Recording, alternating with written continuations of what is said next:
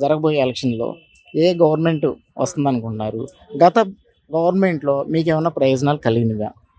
ముందు ప్రయత్నాలు మాత్రం జరిగాయి నాన్న కొంతవరకు. ఎందుకంటామంటే మేము ఎదవరాళ్ళు రోడ్డు మీద బ్రతికినోళ్ళు తట్టాబొట్ట అల్లుకుంటాము. నెల రాబోదానికి 3,000 రూపాయలు పింఛని వస్తుంది ప్రభుత్వం.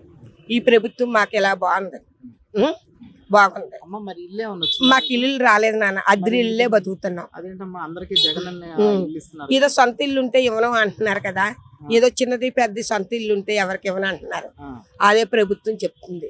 ఆ ఇల్లు అయినా సరే చిన్న చిన్న గుడిసెలు. మరి ఇల్లు కట్టుకోవడానికి ఆ గుడిసె తీసేసి ఇల్లు కట్టుకోవడానికి కూడా గవర్నమెంట్ లోన్ ఇస్తుంది కదమ్మా.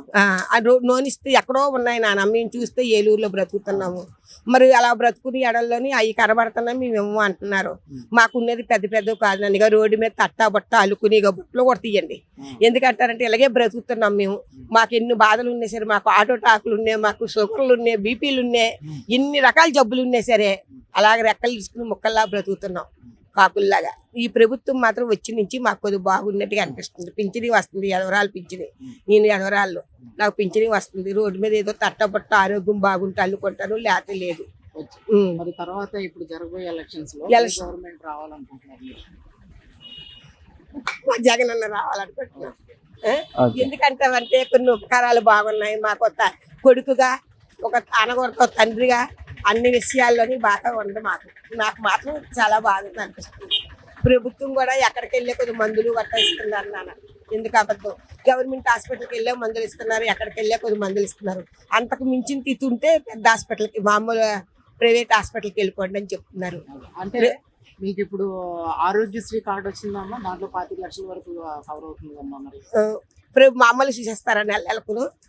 మీకు నెలల చిన్న కాదు, ఏదైనా మేజర్ ఆపరేషన్ అలాంటి దాచుకున్నాను నాన్న. వచ్చింది నాన్న, ఆ సీట్ వచ్చింది, దాచుకున్నాను. ప్రభుత్వం మాత్రం మాకు ఏదోలాగి రోడ్డు మీద బిడ్జి కింద పని చేసుకుని బ్రతుకుతున్నాం. మా బ్రతుకు తిరుగులు చూపించమనే అడుక్కుంటున్నాం. ఎవరు వచ్చినా సరే మాకు సంతోషంగా. గవర్నమెంట్ అంటేనే ప్రజలమ్మా, ప్రజలు అంటే మీరు కదా, మీరే గవర్నమెంట్. అదే నాన్న, గవర్నమెంట్ అన్నా కానీ ప్రజలది. మరి అదే అన్నాను, ప్రజలది వేస్తే కదా, ఓటు వేస్తే కదా అతను లిగుతారు, మళ్ళీ ఆయన వస్తారు, ఎవరైనా సరే. ఏనానా? మరి మా ప్రభుత్వం మాత్రం ఇలా ఉంది నాన్న. రోడ్డు మీద బ్రతుకుతున్నాం, మా కోసం ఏదో చూడండి నాన్న. తప్పనిసరిగా ఏదో తప్పులు ఉంటే క్షమించండి నాన్న. ధన్యవాదాలమ్మా. సమస్య లేని ఇల్లు ఉండదు, పరిష్కారం లేని సమస్య ఉండదు. బంధాలు గొప్పవి, బాధలు చిన్నవి. మీ సమస్యని మేము పరిష్కరిస్తాం. రండి, మాట్లాడుకుందాం.